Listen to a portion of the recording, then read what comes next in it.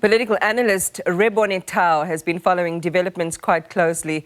Rebone, welcome and good evening. This is the second attempt to finish this elective conference, and it doesn't seem to be going well at all, does it? Oh, absolutely. Good evening, Imani, and good evening to the viewers at home. I mean, we've just been listening to the ANC leadership in the province and nationally, addressing the media right now of how far they are with the process, and also indicating that some delegates will not be able to come through to the conference, but also we know that with the registration process that has been taking long up to now, and this shows that indeed there are serious challenges in the province. Well, and one wonders about that. I mean, this is the second attempt to try and get things to move quite smoothly and quickly. What is it sounding like to you? I mean, does it seem to be a deliberate attempt? Of course, we saw, almost a criminal act that Nomvula Mokonyane, the NEC member, was sharing with the public at the conclusion of that first attempt as being one of the factors impeding the progress of the conference. What are you seeing this time around? The lot of them, you must remember that some people are not happy with the outcomes of conference, and unfortunately, conferences like that, there will always be a winner and a loser. But it's about also the loser. How do they handle these processes within the ANC?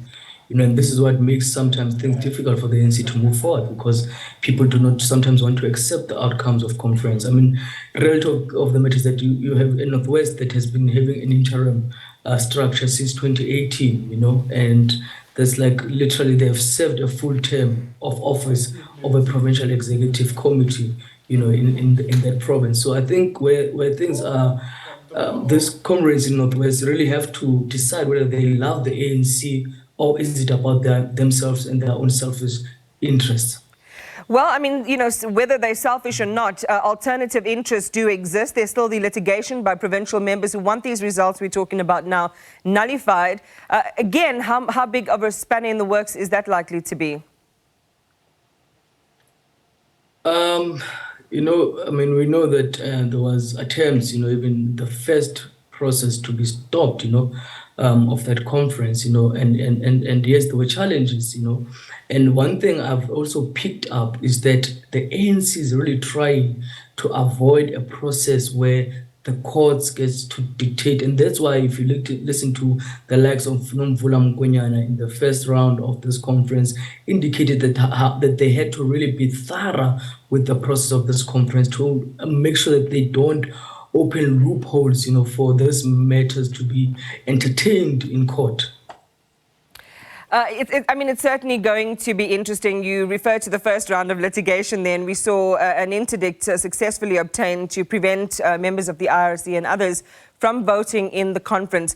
For our viewers who are listening to us discuss the minutiae around, the structure and the form and function of this conference, just draw a bigger picture. The history of dysfunction in the Northwest, the unsuccessful attempts to really get this process underway so that the ANC can focus on service delivery. Just share a little bit of that background and why there's so much at stake here in the Northwest. The lot of the matter is that Northwest is a province where one can say, if you look at even the number of candidates that were there for the position of the chairpersons and the other officials within the top five, it's a province where people felt that they were oppressed for a very long time, and this was under the leadership of Supra Mahomepelo, and now when he then gets removed, and he's collective as the PEC. People start to feel now that they can breathe, and that's why you are seeing so much contestation. That's why this conference is taking long to sit. It's not different from if you would look at the Free State province. That they are also going through the same as Northwest went through, and this is what we remember historically. The RT, before it formed into a faction called the RT, it was called the Premier League, and Free State and Northwest, that's where the Premier League actually was very rife. So people actually feel that everyone now is a leader, and that's why they are where they are today, because everyone feels that they can save the ANC.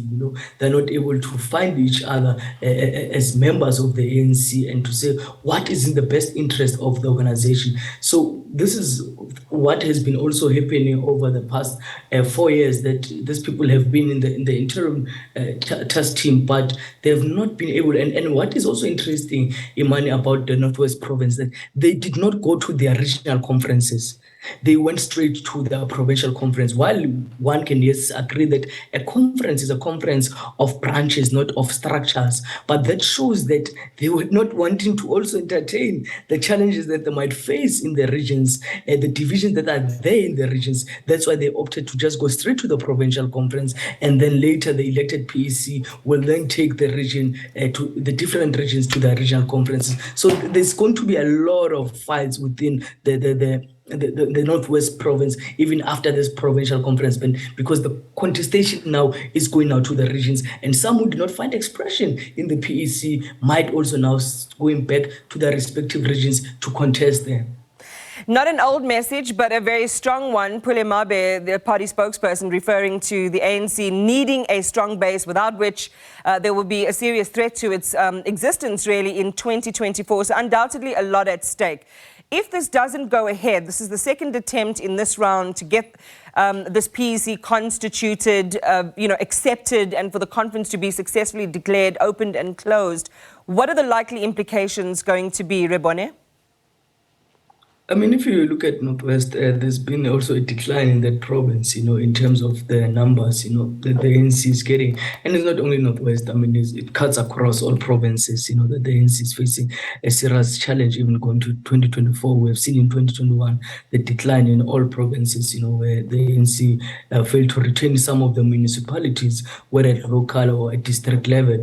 And right now we know that even in Northwest on its own, there's challenges. We have had even now that the new leadership is trying to go to the different municipalities to deal with the internal challenges in terms of the councillors that they have. So the problem is that when you have people who are there for their own interest, the ANC is going to not solve their problems. Even if, for example, I mean, one of the things that I've just been speaking to someone that right now in session they're discussing the finance report. After that, we know that even the leadership of the ANC has indicated that they will be going to nomination. But the problems of the ANC are not going to stop now. And I'll give you an example. When I was there 2 weeks ago, some of the mayors that I spoke to felt that the faction of No, should it emerge, they will then find themselves outside of jobs. So they were not also speaking about the people, but more about them not having jobs post this conference. Well, we're certainly going to pick up on that theme in my next conversation. But thank you for your analysis, Rebone. We appreciate you, Rebone Tau, there. Just looking at the ANC's Provincial Elective Conference currently underway in Rustenburg at the Rustenburg Civic Centre. So we'll see what the outcome of that is going to be this week.